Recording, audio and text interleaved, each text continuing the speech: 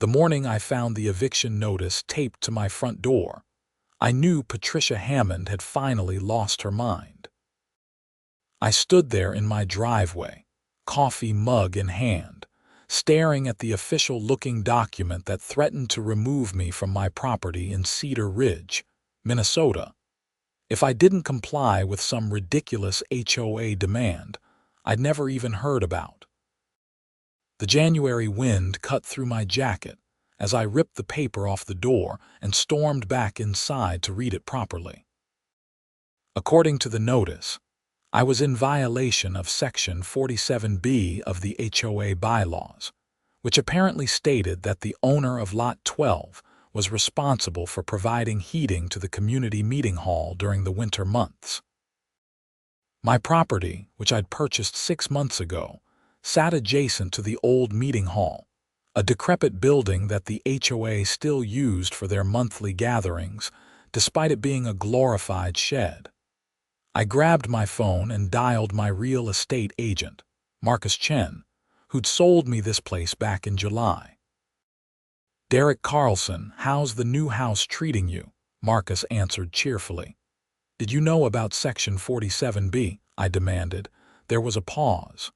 "Section what now? 47B? The one that says I'm supposed to heat the HOA meeting hall." "Derek, I've been selling houses in Cedar Ridge for 15 years. There's no such section.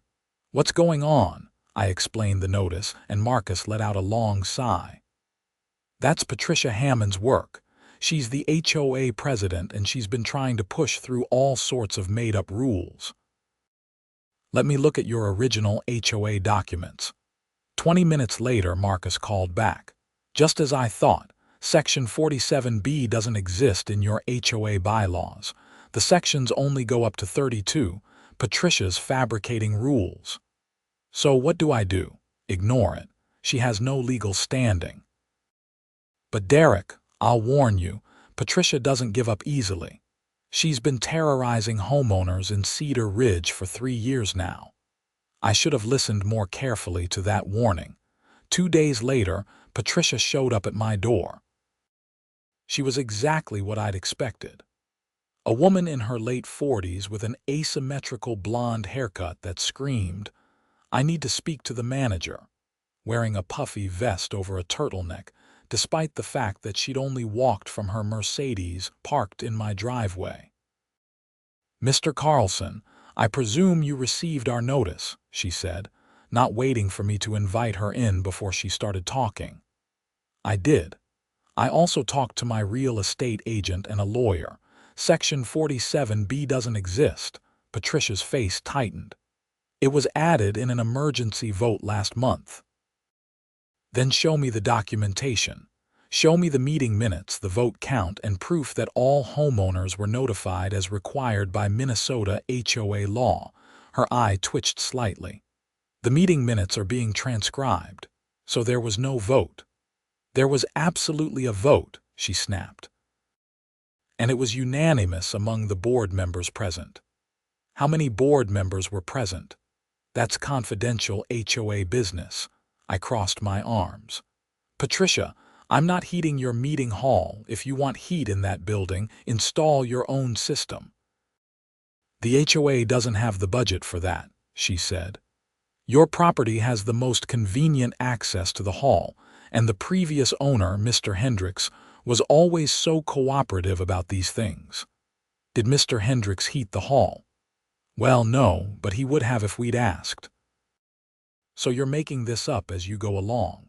Patricia's face flushed red. "I am the HOA president, and I am well within my rights to enforce community standards. If you don't comply, there will be consequences." "Then I guess there will be consequences." She turned on her heel and marched back to her Mercedes, but not before turning around one more time. "The meeting is this Saturday at 6 p.m. The hall needs to be at least 65 degrees. If it's not, you'll be fined $500 per day until compliance is met." I watched her drive away and immediately called my lawyer friend, Tom Patterson, who I'd gone to college with and who now practiced in Minneapolis. "They can't do that. Tom said after I explained the situation. Not only is the section fabricated, but they can impose fines without proper notification procedures. Save all the documentation. If they try to actually collect, we'll tear them apart in court. Saturday rolled around and the temperature dropped to -15 degrees, typical for Minnesota in January. My house was toasty warm, my heating system working perfectly. The meeting hall, which I could see from my kitchen window, sat dark and cold. Around 5:30, I watched as cars started pulling up to the hall. Patricia arrived first, followed by 3 other people who I assumed were board members. I recognized my neighbor, Greg Thompson, who'd warned me about Patricia when I first moved in. He'd lived in Cedar Ridge for a decade and had his own horror stories about the HOA. My phone rang at 5:45. It was Patricia. "Mr. Carlson, the hall is freezing. We cannot conduct our meeting in these conditions." "Then maybe you should have installed a heating system." "You are in violation of the HOA bylaws." "No, I'm not. And if you keep harassing me, I'll file a complaint with the state attorney general's office. Minnesota has very specific laws about HOA overreach." She hung up on me. I made myself dinner and watched through the window as the small group of people stood outside the hall, clearly arguing. After about 20 minutes, they all got in their cars and left. I figured that was the end of it. I was wrong. Sunday morning, I woke up to find my mailbox had been spray painted with the words "Bad Neighbor" in bright red letters. I took photos and filed a police report. The officer who came out, a young guy named Officer Davies, looked sympathetic. "We've had a lot of calls from this neighborhood," he said. "HOA disputes. Usually we can't do much unless there's property damage, which this is. Do you have any idea who did it?" "I have a pretty good guess, but no proof." "We'll keep the report on file. If it happens again, we might be able to establish a pattern of harassment." I spent Sunday afternoon cleaning off the spray paint and installing a security camera. If Patricia wanted to play games, I'd make sure I had evidence. The next HOA notice arrived on Tuesday. This one informed me that I was being fined $1,500 for missing the mandatory community meeting and for failing to maintain community property, specifically the meeting hall heating system. It also stated that if the hall wasn't heated for the February meeting, the fines would double. I forwarded everything to Tom, who sent a cease and desist letter to Patricia and the HOA board. The letter clearly stated that the bylaws were being misrepresented, that the fines had no legal basis, and that any further harassment would result in a lawsuit for damages. Patricia responded by calling an emergency HOA meeting for the following Saturday. According to the notice that went out to all homeowners, the meeting would address the ongoing heating crisis affecting community safety and well-being. I decided to attend this one. The meeting was held at the Cedar Ridge Community Center, a different building that actually had working heat. When I walked in, about 30 people were scattered around the room, which could probably hold 100. Patricia stood at a podium looking furious. "Mr. Carlson," she said as I found a seat near the back, "how generous of you to join us." "Wouldn't miss it," I replied. She began the meeting with a long speech about community values and how certain residents were putting their own convenience above the good of the neighborhood. She never said my name, but everyone kept glancing back at me. I noticed Greg Thompson sitting a few rows ahead, and he turned to give me an encouraging nod. "The meeting hall has been a Cedar Ridge tradition for 20 years, Patricia continued. "It's where we've celebrated holidays, held emergency meetings during storms, and built the sense of community that makes this neighborhood special. But now, one resident's selfishness is threatening to destroy that tradition." An older woman in the front row raised her hand. Patricia, why don't we just use this community center for meetings? It's nicer anyway. Patricia's face tightened. Because the HOA doesn't own this facility, Mrs. Chen, we have to rent it. The meeting hall is HOA property. Then why doesn't the HOA pay to heat it? Asked a man I didn't recognize. Because Section 47B clearly states, Section 47B doesn't exist, I called out from the back. I've had a lawyer review the bylaws. You made it up. The room went silent. Patricia's face turned an impressive shade of purple. How dare you interrupt this meeting? How dare you fabricate rules and try to extort money from me?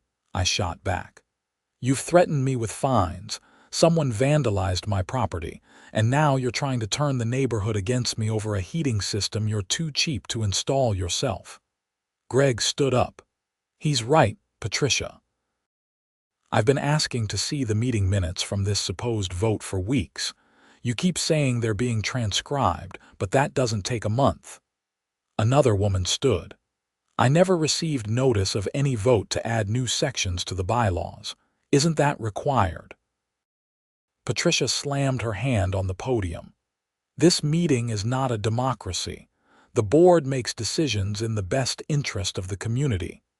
Actually, said a man in a suit sitting near the front, it is a democracy. I'm Robert Chen, an attorney who lives on Maple Drive. I've been reviewing the HOA bylaws since Patricia sent out the meeting notice, and I have to inform everyone here that the board has been operating outside its legal authority for quite some time. Patricia looked like she might explode. Mr. Chen, unless you're on the agenda, please sit down. I don't need to be on the agenda to inform my neighbors that they're being scammed, Robert said calmly. The bylaws clearly state that any changes require a vote of all homeowners with at least 60% approval. The board can't just make up rules. More importantly, the board can't levy fines without following specific procedures, including written notice, a hearing process, and the right to appeal. This is outrageous, Patricia sputtered. I have been president of this HOA for 3 years, and never have I been so disrespected. Maybe that's because you've been disrespecting everyone else, Greg said. Patricia, you fined me $300 last year because my garbage cans were visible from the street. The bylaws say nothing about garbage can visibility. And you tried to make me remove my vegetable garden, another woman added. You said it was an eyesore, but there's no rule against gardens. The meeting devolved into chaos, with person after person standing up to share their Patricia horror stories. She tried to regain control, banging on the podium and shouting, but nobody was listening anymore. Finally, she grabbed her papers and stormed out, yelling something about ungrateful neighbors. After she left, Robert Chen took over the meeting. Look, everyone, I think it's clear we need new leadership. I propose we hold an emergency election for new board members. According to the bylaws, we need 20% of homeowners to sign a petition calling for the election. We had the signatures within 10 minutes. Over the next 2 weeks, the neighborhood buzzed with activity. People who'd been silent for years suddenly had plenty to say about Patricia's reign of terror. It turned out she'd been collecting thousands of dollars in bogus fines, depositing them into the HOA account, and then using the money for personal expenses. Greg discovered that Patricia had used HOA funds to repave her own driveway, claiming it was community entrance maintenance, despite her house being a quarter-mile from the actual entrance. Robert Chen filed complaints with the Minnesota Attorney General's office and the county district attorney. The investigation moved quickly once they saw the evidence of financial misappropriation. Meanwhile, Patricia wasn't giving up. She sent out another notice demanding that the February meeting be held in the unheated meeting hall, insisting it was tradition, and that I was still responsible for heating it. February in Minnesota is brutal. We had a cold snap that brought temperatures down to -30 degrees. The kind of cold that makes your face hurt after 30 seconds outside, where your car needs to be plugged in overnight just to start in the morning. The day before the scheduled February meeting, I was working from home when I heard a car pull up. Through my window, I saw Patricia marching toward the meeting hall with a space heater under each arm. She unlocked the building and disappeared inside. An hour later, she was still there. I was curious about what she was doing but didn't care enough to investigate. Around lunchtime, she finally emerged, looking satisfied with herself, and drove away. That night, the temperature dropped to -35 degrees. The next morning, my phone started ringing at 7 a.m. It was Greg. "Derek, you need to see this." I pulled on my winter gear and walked over to his house. From his front yard, we had a clear view of the meeting hall. Water was streaming out from under the door, and icicles had formed along the entire front of the building. "The pipes burst," Greg said. "I called Patricia 20 minutes ago. She's on her way." We waited, watching as the water continued to flow, freezing as soon as it hit the frigid air. By the time Patricia arrived, there was a small ice rink forming in front of the building. She got out of her car and just stood there, staring at the damage. Then she turned and saw me standing in Greg's yard. "This is your fault," she screamed across the distance. "You were supposed to heat the building." "You're insane," I shouted back. "I have no responsibility for that building." Patricia stormed over, slipping slightly on the ice. "You refuse to help the community, and now look what's happened. This building is destroyed. You're the one who went in there yesterday with space heaters," I said. "What did you do?" Her face went red. "I was trying to get the building ready for the meeting. I turned on the water to make sure the bathroom worked, and I set up heaters in the main room. The building was fine when I left." "Did you leave the water running?" Greg asked. "Of course not. I just turned it on to check the pressure." "Did you drain the pipes before you left?" I asked. She didn't answer, which was answer enough. Patricia had turned on the water in a building that hadn't been winterized, heated the place just enough to get water flowing through frozen pipes, and then left without properly shutting everything down. When the space heaters ran out of power or shut off, the temperature plummeted and the water-filled pipes burst. Robert Chen arrived a few minutes later, having been called by another neighbor. He surveyed the damage and shook his head. "Patricia, you just caused thousands of dollars in damage to HOA property. It's Derek's fault for not heating the building like he was supposed to." "There is no such requirement," Robert said firmly. "You fabricated that rule. But you, as HOA president, do have a responsibility to properly maintain HOA property. Turning on water in an unheated building during a Minnesota winter is negligence at best." "I'll have him pay for this," Patricia insisted, pointing at me. "I'll sue him personally." "Please do," I said. I'd love to countersue for harassment. Over the next few days, the extent of the damage became clear. The burst pipes had flooded the meeting hall, destroying the old wood floors, damaging the walls, and ruining several boxes of HOA records that Patricia had stored there. The building would need at least $40,000 in repairs, possibly more. The HOA insurance company sent an investigator who determined that the damage was caused by negligence rather than a natural disaster. They denied the claim. Patricia tried to argue that it was my fault, but the investigator's report clearly stated that turning on water in an unheated building during sub-zero weather was the direct cause of the pipe burst. The special election happened in early March. We met at the community center, and nearly 70% of the neighborhood showed up. Patricia ran for re-election, giving a speech about her years of service and dedication, but nobody was buying it. Robert Chen, Greg Thompson, and 2 other level-headed neighbors were elected to the new board. Patricia received exactly 3 votes. After the election, the new board immediately got to work. Their first action was to officially void all of Patricia's fabricated fines and rules. They sent letters to everyone who'd been charged bogus fees, informing them that the money would be refunded from the HOA account. That's when they discovered the account was nearly empty. Robert called an emergency meeting with just the new board members and me, since I'd been Patricia's primary target. We met at his house, and he showed us the bank statements he'd finally gotten access to.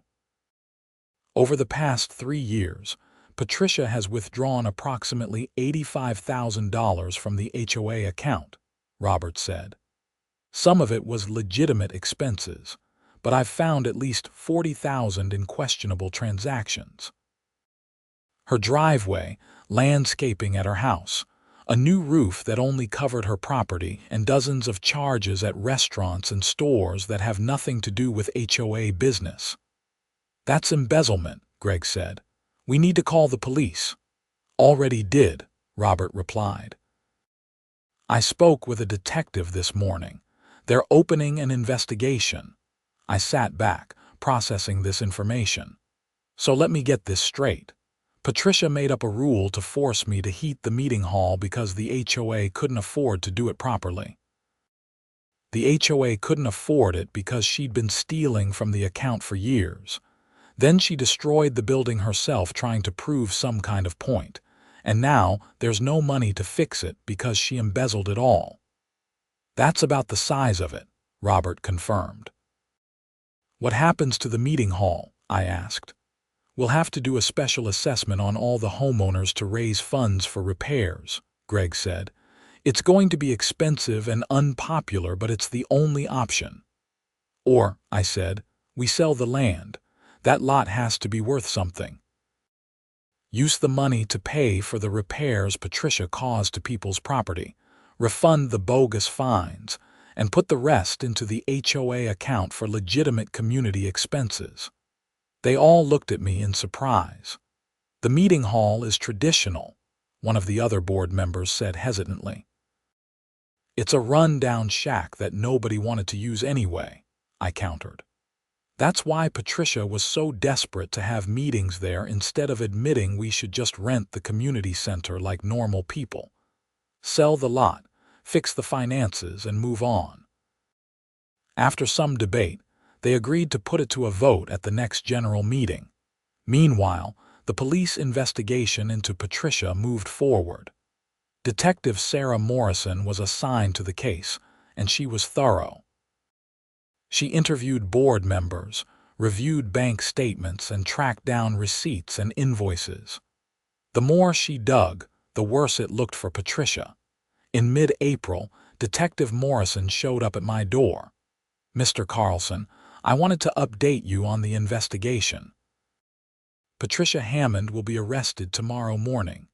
We have enough evidence to charge her with embezzlement, fraud, and filing a false police report. False police report. She filed a report claiming you had vandalized HOA property, specifically the meeting hall. She said you had broken in and deliberately damaged the plumbing to sabotage the building. That's insane. I have security footage showing I was home the entire day before the pipes burst. I know. That's why it's a false report. She also tried to claim you spray-painted your own mailbox to frame her. I laughed. She's really committed to this narrative, isn't she? Unfortunately for her, evidence doesn't lie. The spray paint was purchased using an HOA credit card, and we found the receipt in her car. We also have a witness who saw her near your property that morning. Patricia was arrested the next day. The news spread through Cedar Ridge like wildfire. People who'd been afraid to speak up suddenly came forward with their own stories of intimidation, threats, and bogus fines.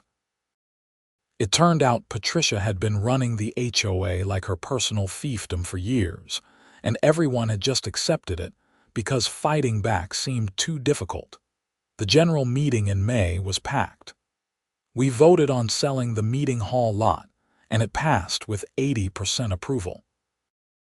A developer bought the land for $90,000, which was enough to refund all the bogus fines Patricia had collected, pay for some actual community improvements like new street signs and playground equipment, and still leave a healthy balance in the HOA account. Patricia's criminal case moved slowly through the system. Her lawyer tried to argue that the HOA finances were poorly documented and that any discrepancies were honest mistakes rather than intentional theft.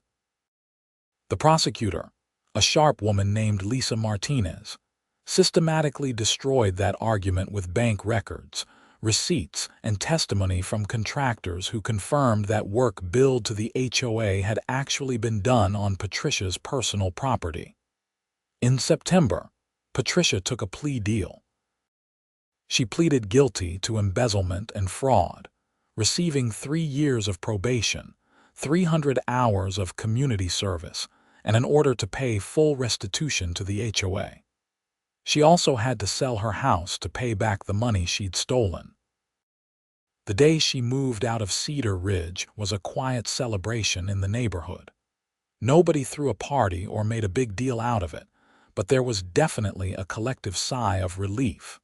Robert Chen proved to be an excellent HOA president. He streamlined the rules to focus on actual community needs rather than petty enforcement. He organized optional social events that people actually wanted to attend. Most importantly, he respected people's property rights and privacy. As for me, I never had to heat another building that wasn't mine. My house remained my sanctuary, my property stayed my own, and life in Cedar Ridge became what it should have been all along: quiet, peaceful, and drama-free. Greg and I became good friends. We'd barbecue in the summer and help each other with snow removal in the winter.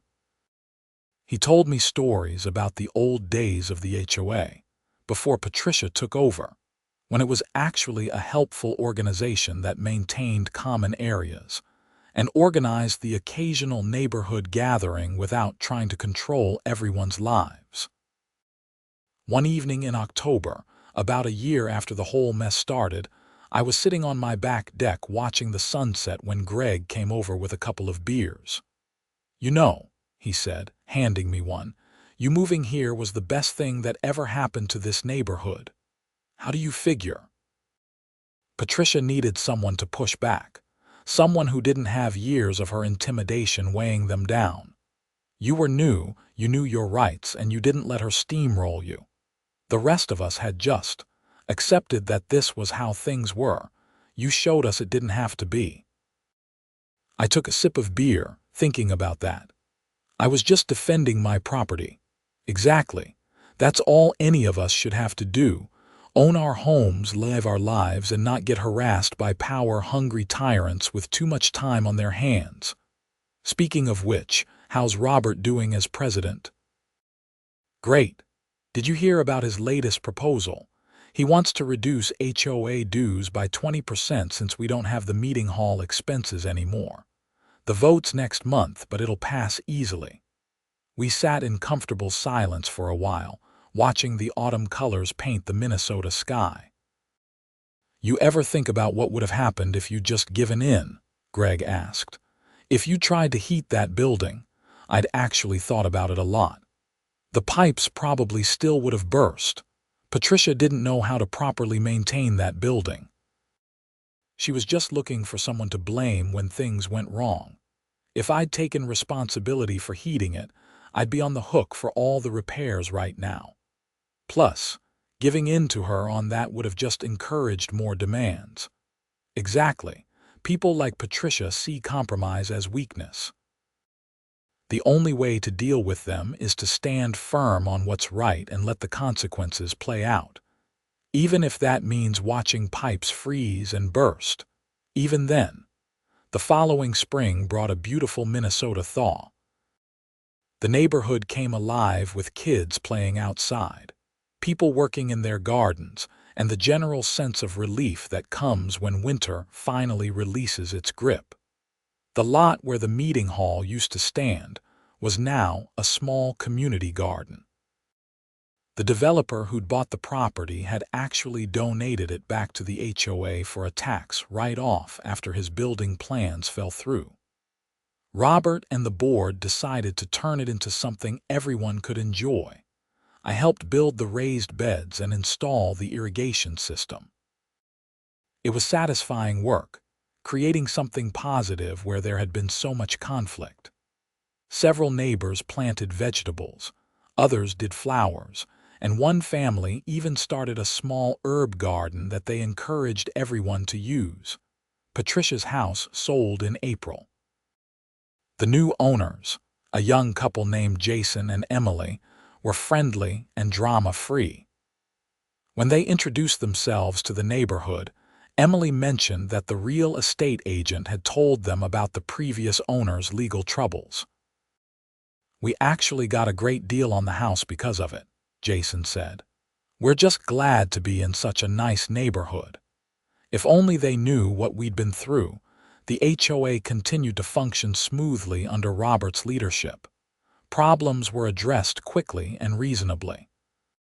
When someone's fence needed repair and they asked for HOA approval, it was granted within days instead of being dragged through months of bureaucratic nonsense. When a water main broke on Maple Street, the board handled it efficiently and kept everyone informed throughout the process. It was what an HOA was supposed to be: a practical organization that maintained shared resources and facilitated community cooperation, not a tool for petty tyrants to exercise power over their neighbors. Detective Morrison stopped by my house one more time in June. She was following up on some final paperwork for the case. "I wanted to thank you," she said. "Your documentation and security footage were crucial to the case. A lot of victims of HOA fraud don't keep good records, which makes prosecution difficult." "I'm a software engineer," I said.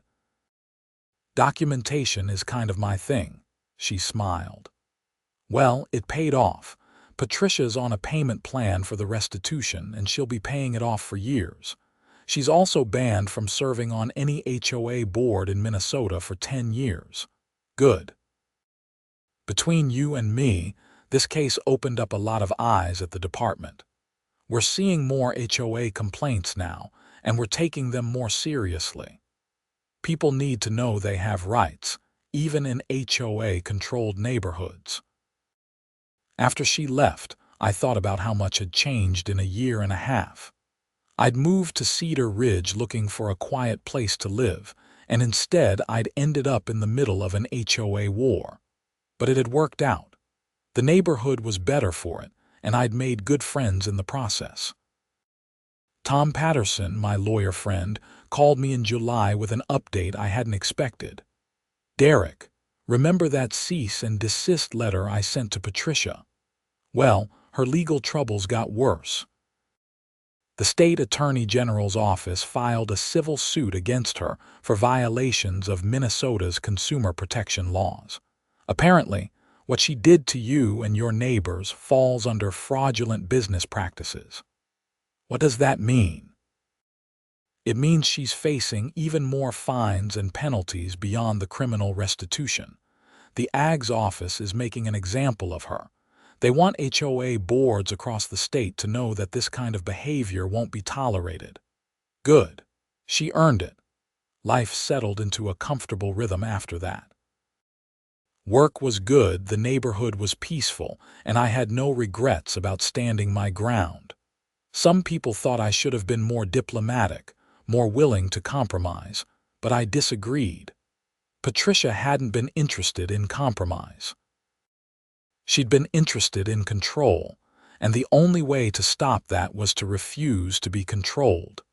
The anniversary of the pipe burst came and went without fanfare. The community garden thrived on the old meeting hall lot, and nobody missed the drafty old building. The HOA account was healthy, dues were lower, and people actually liked living in Cedar Ridge again. I ran into Robert at the hardware store in September, almost 2 years after the whole mess began. "Derek, glad I saw you. I wanted to let you know I'm not running for re-election as president. Family stuff, I need to focus on other things, but I was hoping you'd consider joining the board." "Me? I'm not exactly Mr. Popular after everything that happened. Are you kidding? People respect you. You stood up for your rights and ended up saving the whole neighborhood from a corrupt president. Plus, you know the law, you keep good records, and you're not afraid to say no when something's wrong. Those are exactly the qualities we need." I thought about it. A year ago, I would have said no immediately. I'd moved to Cedar Ridge to live quietly, not to get involved in neighborhood politics. But things were different now. The HOA was actually functional, and being on the board wasn't about wielding power, it was about serving the community. "Let me think about it," I said. That night, I sat on my deck again, looking out at the yard I'd worked hard to maintain, the house I'd defended against absurd demands, and the neighborhood that had become home. Greg's words from a year ago came back to me. Defending your property and living your life without harassment from power-hungry tyrants. I called Robert the next morning and told him I'd do it. The election in November was uneventful. I was voted onto the board along with 3 other reasonable people. Our first meeting was remarkably boring, which was exactly how HOA meetings should be. We approved some minor maintenance, discussed the budget for next year, and adjourned after 45 minutes. No drama, no threats, no fabricated rules. Just neighbors working together to maintain common areas and handle the practical aspects of living in a planned community. As winter approached again, I made sure my own heating system was in good working order. I watched the first snow fall, grateful that the only building I had to worry about keeping warm was my own. The story could have ended there, but life rarely ties up that neatly. In December, I received a letter from Patricia's attorney. My stomach dropped when I saw the return address, but the contents weren't what I expected. It was a formal apology letter, written as part of her probation agreement. She had to apologize to everyone she'd wronged as part of her restitution. The letter was clearly written by a lawyer, formal and somewhat impersonal, but it acknowledged her misconduct, the damage she'd caused, and took responsibility for her actions. It didn't undo anything, but it was something. Greg told me he'd received one too, as had most of the neighbors who'd been fined or harassed. "Think she means it?" he asked when we talked about it over coffee. "Does it matter? She's paying back the money, she served her punishment, and she's gone. Whether she actually feels remorse or not doesn't change anything for us." Fair point. I just wonder if she learned anything. Maybe. Some people do. Others just learn to be more careful about getting caught. The holidays in Cedar Ridge were surprisingly pleasant that year. The HOA board organized a voluntary neighborhood decoration contest, with no penalties for not participating. Several families put up elaborate displays, others kept it simple, and some didn't decorate at all. Everyone was fine with it. On Christmas Eve, I was clearing snow from my driveway when Emily from Patricia's old house came over with a plate of cookies. "Just wanted to say thanks for everything you did before we moved here," she said. Our real estate agent told us the whole story. "Jason and I are glad we ended up in a neighborhood where people stand up for what's right." "Just defending my property," I said, echoing what I'd told Greg. "Well, it made a difference. We love it here."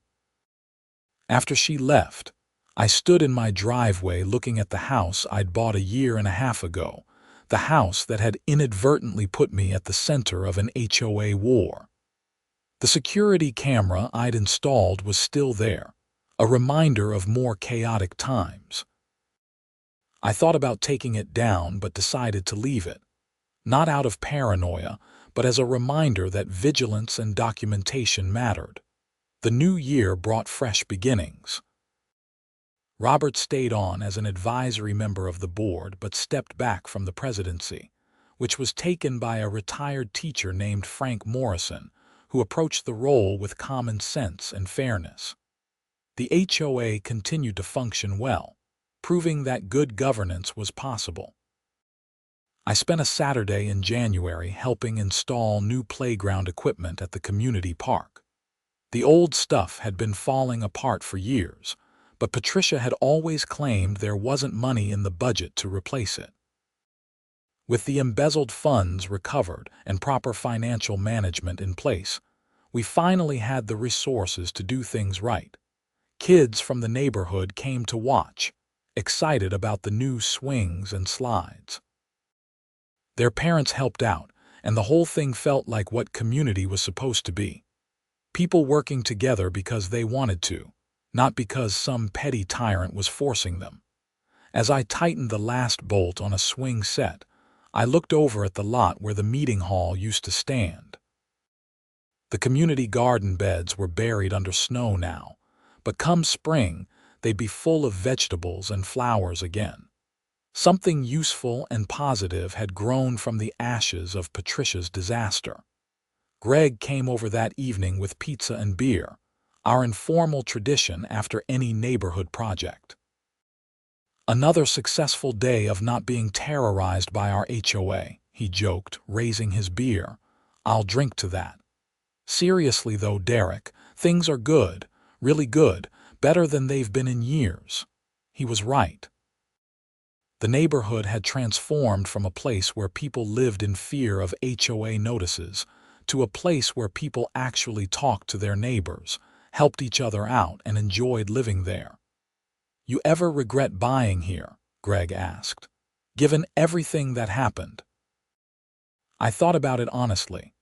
The stress, the confrontations, the vandalism, the threats of bogus fines, Patricia's escalating crazy behavior, the frozen pipes and the legal drama. No, I said finally. It worked out the way it needed to. If I hadn't stood my ground, someone else would have had to eventually. Or no one would have, and Patricia would still be running this place like her personal kingdom. Fair point, though most people don't have quite so much excitement when they buy a house. Yeah, well, I've had enough excitement to last a while. I'm good with boring now. Boring was what we got. Months passed with nothing more dramatic than debates over what color to paint the community sign and whether to hire a landscaping service for the common areas. These were normal, reasonable discussions that got resolved through normal, reasonable processes. In March, I got a call from Detective Morrison again. I wondered what could possibly be left to resolve, but she had surprising news. Mr. Carlson, I wanted to let you know that Patricia Hammond has requested a meeting with you. It's part of her probation. She's doing restorative justice counseling, and her therapist thinks it might be helpful for her to speak with the people she wronged. You're under no obligation to agree, but I wanted to pass along the request. I sat with that for a moment. Part of me had no interest in ever seeing Patricia again. But another part was curious about whether she'd actually changed or if this was just another manipulation. What would this meeting involve? You'd meet at the probation office with her therapist present. She'd have a chance to apologize in person and hear directly from you about the impact of her actions. Again, it's completely voluntary. Let me think about it. I talked to Tom, my lawyer, who advised that there was no legal reason not to do it as long as I was comfortable. I talked to Greg, who said he'd turned down a similar request. I talked to Robert, who surprised me by saying he'd done it and found it helpful. She's been humbled, Robert said. Really humbled. The criminal charges, the probation, having to sell her house, being banned from HOA boards, it all hit her hard. I'm not saying she's a different person, but she's at least starting to understand what she did wrong. In the end, I agreed to the meeting. It happened on a Tuesday afternoon in April. The probation office was a bland government building in downtown Minneapolis. Patricia sat in a small conference room with her therapist, a patient-looking woman named Dr. Sarah Klein. Patricia looked different, smaller somehow. Her hair was simpler, her clothes less assertive. She looked like a regular person instead of someone trying to project authority. "Thank you for coming, Mr. Carlson," Dr. Klein said. "Patricia has some things she'd like to say to you." Patricia cleared her throat. "Derek, I owe you an apology. A real one, not the letter my lawyer wrote. I treated you horribly from the moment you moved to Cedar Ridge. I made up rules. I threatened you with fake fines. I tried to force you to take responsibility for HOA property, and when you stood up for yourself, I retaliated." She paused, and I could see this was genuinely difficult for her. "The thing is, I convinced myself I was doing the right thing. I thought I was protecting the neighborhood, maintaining standards, keeping things nice. But really, I was just on a power trip. I liked being in control. I liked that people were afraid of me. When you refused to be controlled, it threatened everything I'd built, so I escalated. I made it worse and worse until the whole thing collapsed." "Why the meeting hall?" I asked. "Why was that so important to you?" Patricia sighed. "Because it was something I could point to as proof that I was maintaining tradition and community values. The truth is, that building was a disaster. It needed major work, and the HOA didn't have money for it because I'd been stealing for years. But I couldn't admit that, so I tried to force you to solve the problem. When you wouldn't, I got desperate. And you destroyed it yourself trying to prove a point. I destroyed it through my own stupidity and negligence, yes. I'm not blaming you for that anymore. I turned on water in an unheated building during a Minnesota winter. That's on me." We talked for about an hour. Dr. Klein guided the conversation, making sure it stayed productive. Patricia answered my questions about why she'd done various things, and I explained how her actions had affected me: the stress, the feeling of being constantly under attack, the damage to my property. By the end, I didn't forgive her exactly, but I understood her better. She'd been a person who got a little bit of power and let it corrupt her completely. She'd convinced herself that her actions were justified, that she was the hero protecting the neighborhood from bad actors. It had taken criminal charges and public humiliation for her to start seeing reality. "I hope things work out for you," I said as the meeting ended. "I mean that, but I'm also glad you're not in Cedar Ridge anymore." "I am too," Patricia said quietly. "I poisoned that place. You all deserve better." Driving home, I felt a strange sense of closure. Patricia wasn't going to be a comic book villain in my mind anymore, someone completely irredeemable. She was just a flawed person who'd made terrible choices and was now dealing with the consequences. That was somehow more satisfying than thinking of her as purely evil.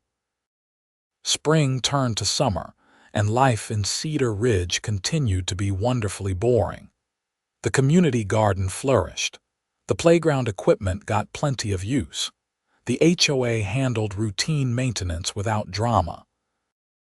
In July, on the 2-year anniversary of my first confrontation with Patricia, Greg organized a barbecue at his house. It wasn't officially an anniversary celebration, just a gathering of neighbors who'd been through the whole mess together. Robert was there, along with Frank, Emily, and Jason, and about a dozen others. We grilled burgers, drank beer, and told stories about the crazy days of Patricia's reign. "Remember when she tried to fine me for parking my own car in my own driveway?" someone said. "What about the time she claimed maple trees were against HOA regulations and wanted everyone to cut theirs down?" Another person added. We laughed about it now, but there was an underlying seriousness to the stories. We'd all been victims of abusive power, and we'd all learned important lessons about standing up for our rights. To Derek, Greg said, raising his beer, for being stubborn enough to fight back.